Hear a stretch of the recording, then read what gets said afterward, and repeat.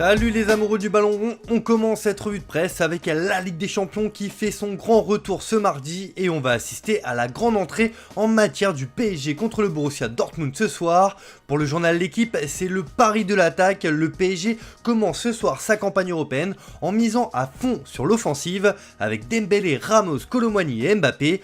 Luis Enrique a le choix pour aligner un trident haut de gamme. La réception de Dortmund constituera un premier baromètre des changements opérés par le club parisien. Même son de cloche en une du journal Le Parisien qui placarde que le nouveau PSG part à l'assaut de l'Europe. Dans ses pages intérieures, la Provence indique que le PSG et Luis Enrique sont déjà sous pression avec 2 matchs de haut vol avec Dortmund et le classique contre l'OM dimanche. Le club de la capitale n'a pas le droit à l'erreur s'il veut s'éviter une crise. En Allemagne, la Bild-Zeitung estime que l'aventure de la Ligue des Champions commence à Paris pour le Borussia Dortmund. Enfin, pour être complet sur le PSG, l'équipe rapporte que certains transferts parisiens de l'été sont dans le viseur de l'UEFA. Des transferts trop juteux avec le Qatar. Le PSG a très bien vendu Marco Verratti, Julian Draxler et Abdou Diallo à des clubs qataris. Mais si l'UEFA juge la proximité trop grande entre le vendeur et les acheteurs, Paris ne pourra pas faire figurer ses opérations dans ses comptes. L'UEFA serait même en mesure de dévaluer, voire même de geler ses transferts en raison d'une proximité jugée trop grande.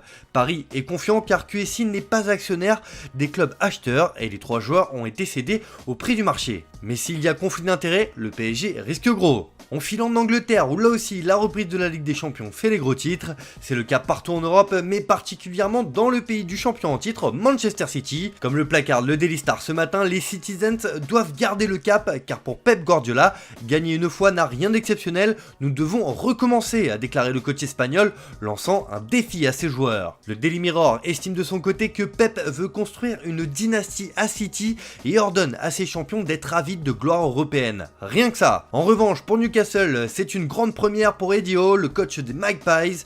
Et comme l'indique le Daily Express, Eddie est prêt, il n'a jamais disputé un match de Ligue des Champions, mais Howe est déterminé à prendre San Siro d'assaut. Verdict ce soir contre l'AC Milan. En Espagne aussi, évidemment, le retour de la Coupe aux grandes oreilles fait les gros titres et 2 clubs sont déjà au front ce soir, le FC Barcelone et l'Atlético de Madrid. Pour Marca, le Barça se met à l'épreuve en Europe après 2 ans sans dépasser la phase de poule.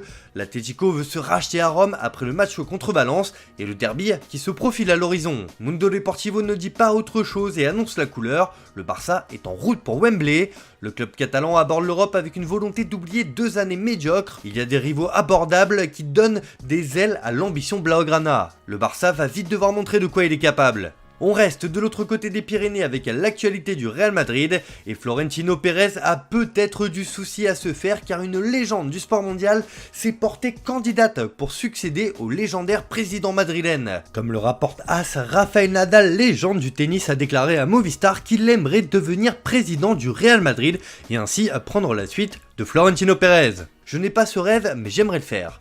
Mais aujourd'hui, nous avons le meilleur président possible. Ensuite, la vie prend de nombreux tournants et il faut se demander si on est qualifié pour certaines choses. Et l'homme aux 22 titres du Grand Chelem a également ouvert les bras à une arrivée de Kylian Mbappé dans la capitale espagnole. Peut-être qu'un attaquant de plus serait bien, je le pense aussi. Un transfert spectaculaire a été réalisé avec Bellingham. Mbappé, oui, bien sûr, je n'ai aucun problème avec Mbappé, tout le contraire, je serais ravi s'il venait. Bien sûr que j'aime Mbappé, qui n'aime pas Mbappé? On pourrait presque croire que Nadal est en campagne électorale. Affaire à suivre. On boucle enfin cette grande page à la Ligue des Champions en Italie avec les clubs du pays qui eux aussi rêvent de Wembley, comme le placard de Corriere dello Sport.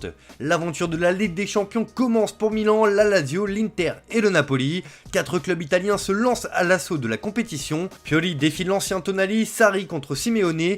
Newcastle à San Siro, la défaite du derby doit être effacée pour les Rossoneri.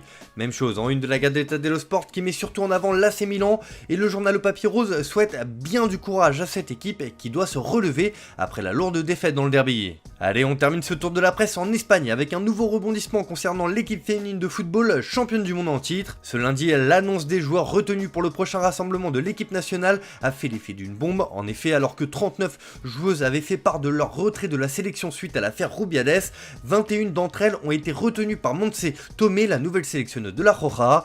Souhaitant une refonte totale de la réfé, ces joueuses grévistes ont fait part de leur mécontentement à travers un communiqué officiel pour dénoncer les méthodes de leur fédération et se soustraire à cette obligation. Cela fait la une de AS qui parle de guerre ouverte entre la fédé et les joueuses, et si celles-ci ne répondent pas présentes à la convocation, elles s'exposent à d'énormes sanctions. C'est aussi le cas en une de Marca qui estime que la blessure s'agrandit entre les joueuses et la fédération. Bref, cette histoire est loin d'être terminée. Un mot sur Neymar, après des débuts fracassants, le Brésilien connaît déjà ses premières galères en Arabie Saoudite. Pour sa première titularisation en Ligue des Champions asiatiques, il a montré sa face sombre entre égoïsme et coup de sang, à trop vouloir en faire. Et tout seul, l'ancien parisien a fini par complètement déjouer. Il a tout de même perdu 32 ballons à lui seul, un record évidemment dans ce match. Le Brésilien s'est surtout rendu coupable d'un invraisemblable coup de sang. Voulant jouer vite un coup franc, il a bousculé un adversaire, le faisant tomber à la renverse, en plus de lui tirer dessus avec le ballon. Probablement qu'en France ou sur une grande compétition, il aurait été expulsé. Il s'en est simplement sorti avec un carton jaune. Bref, Neymar montre sa face sombre déjà dans son nouveau club. Voilà, c'est tout pour ce matin. Bonne journée à tous. Merci de votre fidélité. On se retrouve en fin d'après-midi pour le JT Foot Mercato et ce soir pour débriefer le match PSG Dortmund.